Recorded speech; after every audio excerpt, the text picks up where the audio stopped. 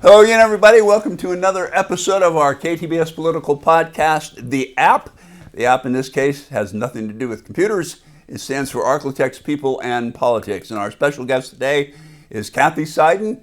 You are a candidate for the United States Senate. Welcome. Thank you. Good morning. Appreciate you being with us. Yes, We've talked before. Yes. I'm sorry, I'm a little hoarse. Been talking a lot, so I'm a little hoarse this morning. So you're up in Shreveport. You've been making the rounds the last day or two. Yes. I met a lot of people yesterday. We had a fundraiser last night and a meet and greet and a couple of interviews. And so, yeah. Yeah, I heard you on a radio station earlier today. Oh, yeah. And this morning I had another interview. Yeah, they were great. They were great. All right. So let's get into it. Give us a little bit of your background to get things rolling here. Okay. I'm from Louisiana. I was born and raised in South Louisiana, and so I went to LSU, and I've been married to my husband for 30 years as of the 18th of this month, and we have 4 boys that we've raised in South Louisiana, but my husband's actually from here, Daniel Seiden. His dad was George Seiden. A lot of people know Dr. George Seiden. He was a wonderful man. He passed away about 10 years ago, but he was a psychiatrist in town, a forensic psychiatrist, so he was a pretty interesting guy. So we have a lot of great memories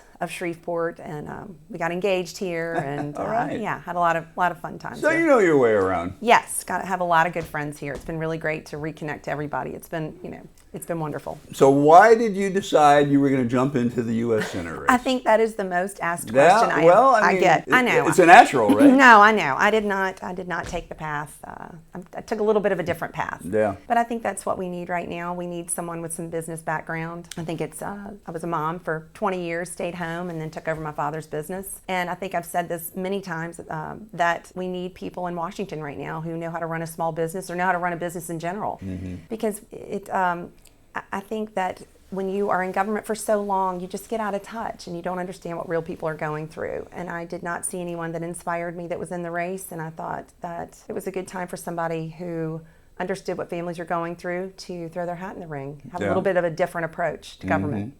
And a little bit of your background, you were on the St. Tammany Council, right? So I ran for St. Tammany Parish Council 2 years ago. Okay. And originally we had a couple of issues in our area that I thought needed attention, and we had issues with our library. We had issues with retention with children. All of our kids were moving off, and so with economic development. So when I joined the parish council, or when I was elected to the parish council, I started the economic development work group.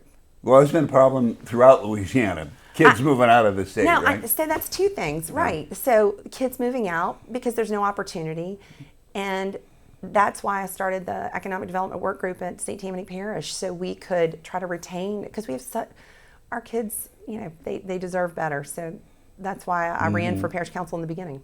So you were in charge of a lot of money when you were on the parish council, right? Well, we are in charge of a certain part of it, and so yes, we've actually been we've started our own Doge committee. We're trying to cut back and scale back. Yeah.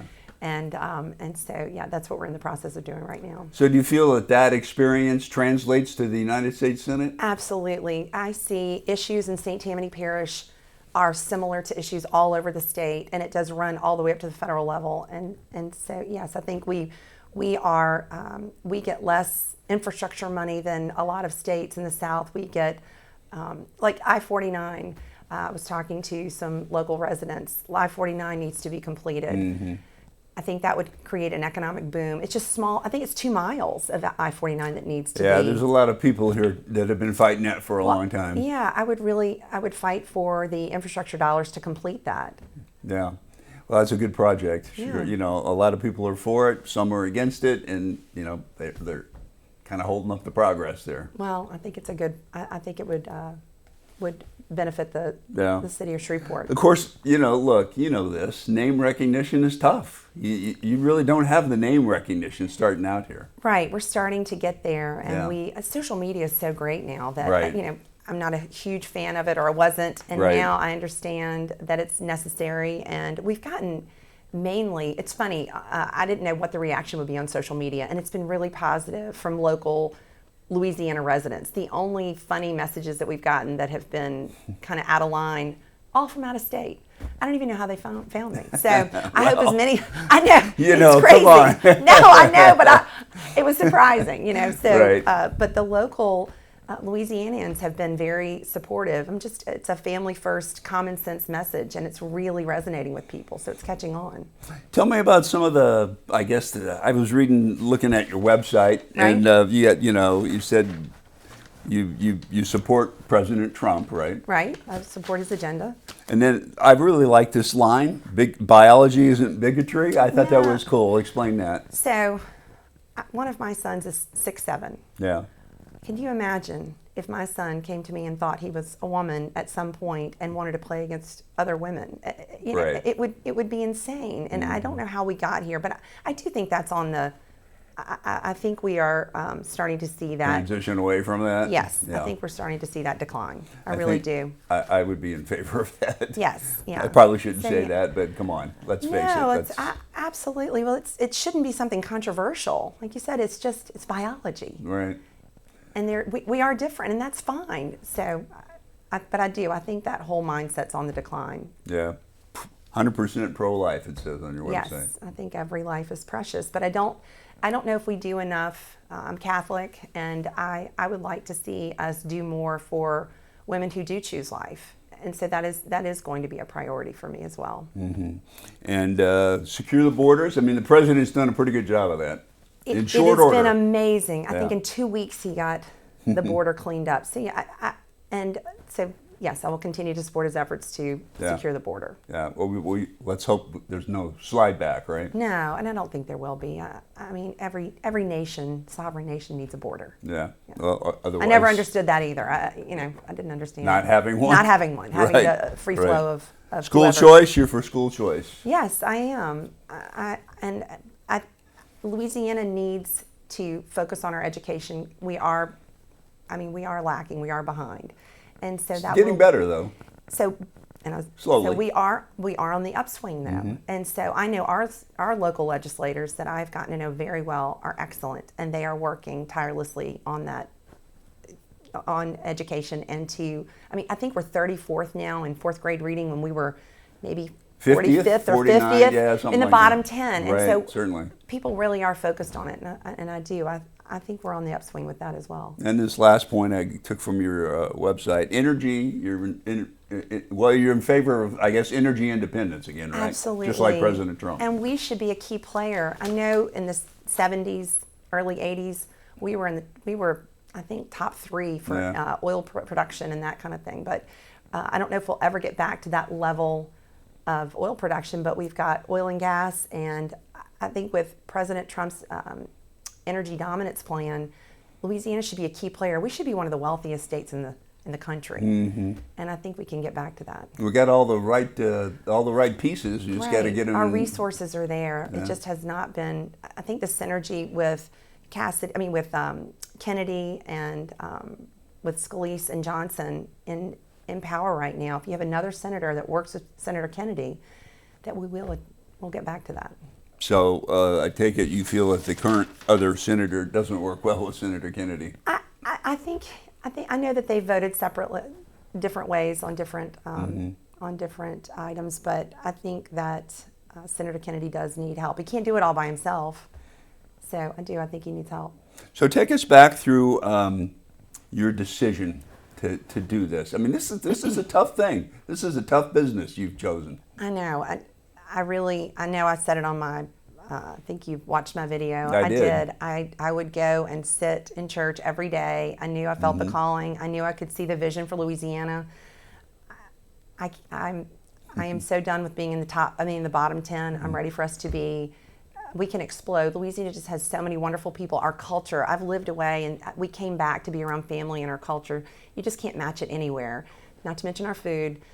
We have so many special aspects, and we've got so many natural resources that just aren't being tapped right now. And so when I was praying about this, I was hoping someone would come along that I could support, and just there was no one there. And I really felt this calling, and I could see what was happening at the parish level.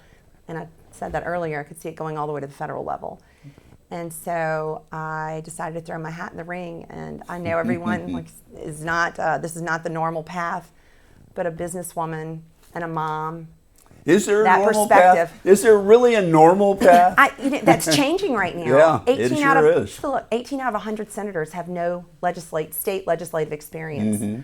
And so when I saw that number, and I know the president doesn't have to be there. He has a very nice life. He's doing this because he's passionate. Casey Means is our Surgeon General. She absolutely had a lovely life, did not need to be in government. RFK, he did not need to be there. By the way, that's important to you, right? Absolutely. Food and big pharma and all that kind of stuff. Explain Yes. all that. So I've been Maha for as long as I can remember. My grandmother owned a health food store in Hammond, Louisiana in 1965, Okay. and taught me a lot about nutrition and the way our bodies work. And so I've always been like that with my children. No preservatives, no food coloring, no high fructose corn syrup, that kind of thing. Wow. And so that will be something that You were ahead of the curve. Yeah. I know, my friends made fun of me, and good ribbing, but it was something that was very important to me, and I will work to get things like high fructose corn syrup out of our diets. People just don't know. Your body treats it as a poison. Mm-hmm. And so the fact that RFK and Casey Means are bringing this to the forefront, just to people, it's in everything. Yeah. And so it's hard to get away from it. And so education is key, and then also being transparent with what's really in your food and what it really does to your body. So, yeah, I mean, Kennedy's taking a lot of, they're giving him a lot of grief up there, but he's fighting the battle, right? He is. And the other, what is so concerning to me is that he is just asking the questions and wants information and wants to do more research, and he's getting, I don't know if you've noticed that as much as I have. He really wants to find out more about what's going on with our diet, why we are so sick. Mm-hmm. And the pushback to silence is what's so concerning. We just need more information and more data. I'm very data driven, and I don't understand the silencing especially from the left. If you don't agree, you have to be silenced. Even on someone that disagreed with me, there was a death threat on my social media account, wanted to silence me. Mm-hmm. And I just don't understand that. I love to listen to both sides. I want to know what you think, and it helps me hone my beliefs. Well, our politics has become very toxic. Right, and we need to change that. Yeah, I couldn't agree more. But that is the norm now. If you don't agree with one side or the other, they want to shut you down, right? Silence. That's crazy. Right, it is. Yeah, they want to go beyond silence. I know. Actually, I've learned that firsthand. Yeah. What do you think about, what are your thoughts on the government shutdown that we just went through? The government shutdown went on way too long. Oh, yeah.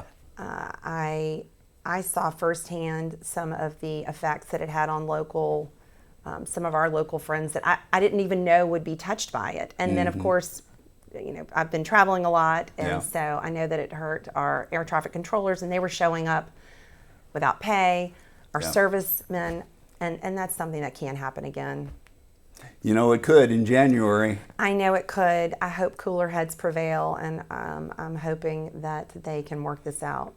And do you think the healthcare battle, was this the spot to fight this battle or not? I mean, it seemed like that was a topic for a later discussion. Yeah, I agree. And I think it was very telling when, and I don't know if it was Thune, I can't remember who it was now, but one of our Republican senators offered an Obamacare kind of, oh my gosh, I can't even remember what, offered them kind of a, I'm sorry. That's okay, I'm trying to remember what it was. Anyway, they offered them to pass that part of Obamacare separately in order just to get the government opened up. And I know the Democrats refused. Like I said, it's been a month and a half, and I've talked about so many topics. I wish I could remember. But that happens to me all the time. I know that they were given an off-ramp and didn't take it. Right. And I thought that was so telling. And then the interview that another one of the Democratic senators gave that said this is their only leverage. Right. And leveraging American families, and especially our servicemen, I think is inexcusable. Yeah. So I didn't think it was the time for that. Yeah, I got stranded in DFW on a Sunday night. Yeah. Oh my gosh. Yeah, it was a crazy story, but I knew I was going to be late because we sat on the tarmac. I was coming from Fort Myers, and missed the last flight, and so I rented a car and drove over Oh, here. you did? Oh, they saw me that's not coming. a bad drive. That's not a bad drive. No, but they saw me coming, man. They charged me like double the normal rate. That was crazy stuff. So take me back again now to talk to me about your husband, your family, Okay. The decision. They all had to be involved in the decision to do this. All the boys were involved. So I Yeah. have 4 boys. Okay. They're 25 to 19, and so it was cute. My youngest son, I told him, I said, everyone's asking why I'm doing this, and he Yeah. said, Mom, don't you want people to stay here and stuff? You know, we'd been talking about out-migration Yeah. and kids leaving. I said, yes, I want people to stay here and stuff. And so he was cute, and I told him, we really need to tackle crime first, and then we need to create jobs, especially central all the way up to Shreveport. I really think we have missed the boat on that. I think we've got a lot of resources. We've got our ports. We've got, my gosh, we've got so many wonderful kids that are leaving and going to Dallas yeah. that we really need to retain here. And so I think we really have a great opportunity right now. And then education, we talked about that, and then health. And so those are the reasons why I can see all those 4 tenets of just being common sense, making common sense decisions. Nothing is that hard to right now. I think things have been made so difficult, and we really just need to get back to common sense. Well, I mean, things are getting a little better. We just had an interview with the governor. He talked about all the investment coming into the state, creating about 114,000 new jobs. The wages are, I guess, getting a little better. And Yes. so he's saying, hey, you guys can stay at home now. You can make a good living. Yes, no, he's right. And I brought Susan Bourgeois up earlier because she's our economic development person for the state, and she is doing a phenomenal job. So yes, in combination with working with all of our leadership in Washington right now, and with Landry and Bourgeois, we are really poised to explode. And so I want to be that senator that is ready to work with everyone.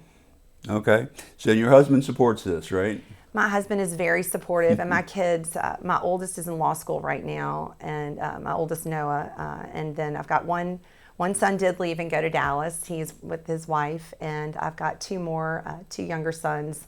One was at Baylor and one is at Florida State, and they both decided to come home and go to LSU. Okay. And so they'll both be back in January. And so, yeah, they were all supportive of this decision. And one of your sons played football at Tulane, right?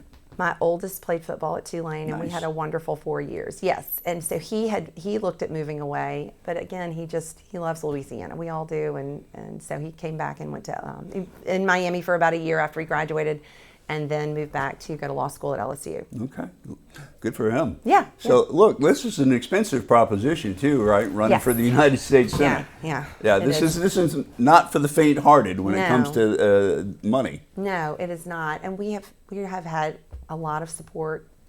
Of course, my husband and I have committed to doing this as well. Financially, we have committed to the election, but we've been getting really great support and a lot of interest.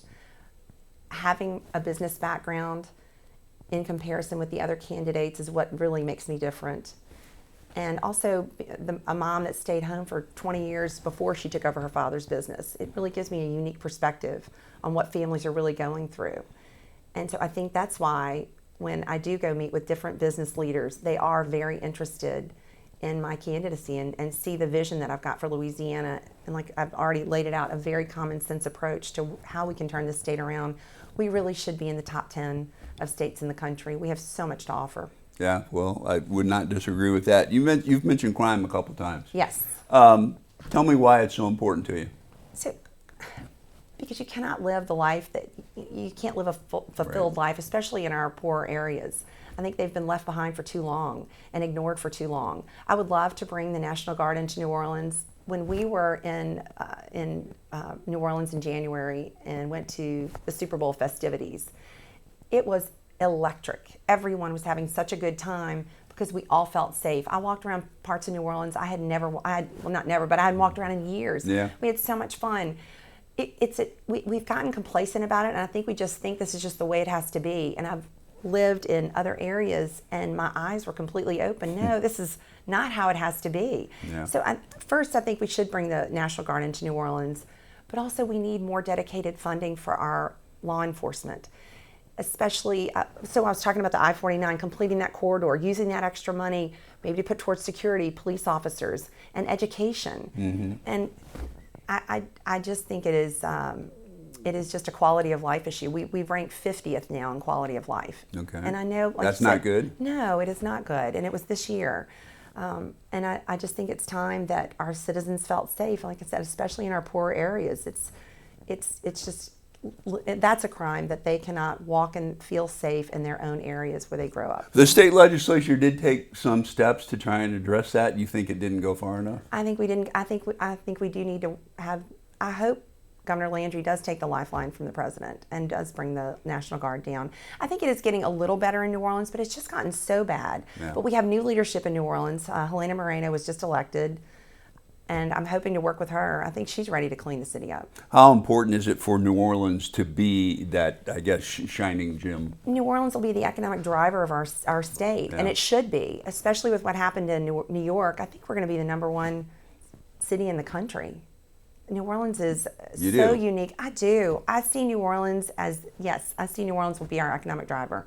I really do. And especially, so the North Shore has really exploded because we've had so much outmigration from the city. And so we are also poised now to really take over a lot of that economic development area. I mean, a lot of people are understanding how important the North Shore is outside of New Orleans.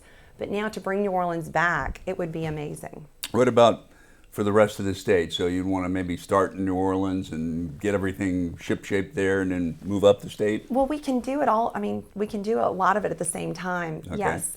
But I think starting with New Orleans, Baton Rouge and Shreveport with the crime, that's where we need to start. Okay, yeah. I mean, you're right. I mean, if you don't feel safe, you're not secure, I mean, you just can't live your best life. No, you can't live your best life. And our kids they're going to want to be in places that are safe. And they're going to want to leave. They're going to want to go to Dallas. They're going to go to Florida.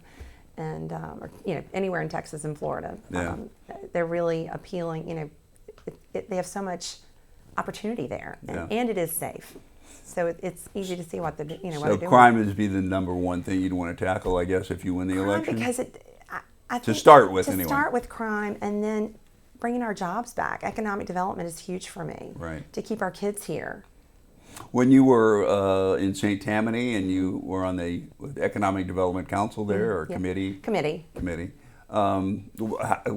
What kind of success did you have? Were you able to create some stuff down there? So we've just started the committee about a year ago. I didn't realize we didn't have one. And so we are just starting to move forward. We have our first ever, we just got back our first housing study that is a comprehensive housing study to show us, to help map out where people should live and where we can have, when companies come to your area, they want to know where people can live. So that was our first step, to have areas that are ready for companies to be able to move in and have their whole, if they're hiring 300 or 400 people, they need a place to live, they need to know where they're going to go to school and that kind of thing. And so that's what we're working on. We're also working on our infrastructure. Unfortunately, St. Tammany is really behind in infrastructure. We have more, never thought I'd know this much about septic tanks, but we don't even have central sewage in St. Tammany in a lot of our areas. We have way more than up here. We have 36,000 septic tanks, and so we're working on that in order to get. So a lot of housekeeping needs to be done before we can launch. But I've been trying to do that hard work. Is what I want to do for the state. Bring extra infrastructure dollars back to the state, because we get less than most southern states. I've been doing the research, and I don't know why that is. Just like not completing I-49, we need to bring those infrastructure dollars in order to create that economic boom along that corridor. And so crime and then economic development will be the first two things I try to tackle. Okay. So I was watching the video on your website, and you were going in, I guess they were going to give you some polling results about when you making the decision to run. You seemed kind of nervous that day. I was nervous because, it's a big decision. Yeah. It's not something you just go into lightly. Right. And so I wanted to make, again, I'm very data driven. I wanted to make sure I had the data to back it up. Yeah. And so my ideas, those 4 simple common sense ideas really resonated with people. Yeah. I think 80%, it polled at 80%. So I knew I was on the right track.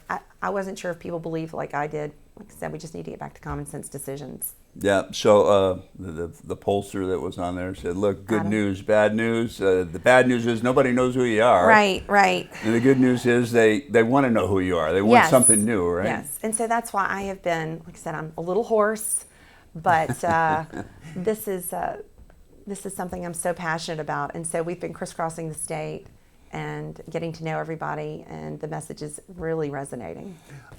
So when you go out and you meet people and you're talking to them, like what do they ask you? What are some of the questions they hit Well, why you are with? you doing this? Yeah, You know, that's the first one. That's fair. That's fair, right? Why are you doing? And then they let me know the hardships that they've experienced. Or I've had a few people come up to me and say, you know, what you're doing right now is they think it's brave, and they are inspired to do something that they felt called to do that they were too scared to do. So that's been the reaction that I've gotten. But then also, like I said, they've shared their hardships with me. They've shared how hard it is right now with taxes on small businesses. Small businesses are getting crushed.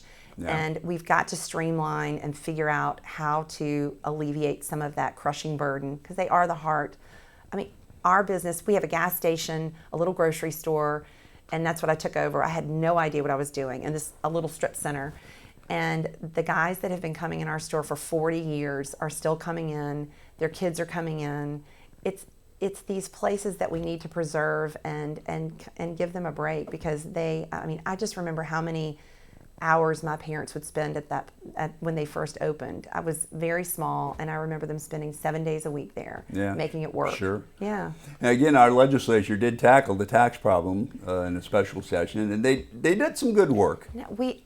Our local contingency, I am so proud of them. They are working very hard, and more people are getting into politics for the right reasons, because we all know it needs to turn around. So they have done a fantastic job. I agree with that. If you were to win this election and you go to Washington, it's kind of daunting, right? I mean, like, how do you get going? How do you start tackling all these things you want to do? I'll go at it just like I did with the council. Just kind of, what's the how do you eat an elephant, one bite at a time? Okay. I'll tackle it. I'll do probably have some housekeeping to do that's been ignored, like I did with the council, and then poise myself to really take on the big issues. Have you had a chance to meet with maybe the Speaker of the House at all? No.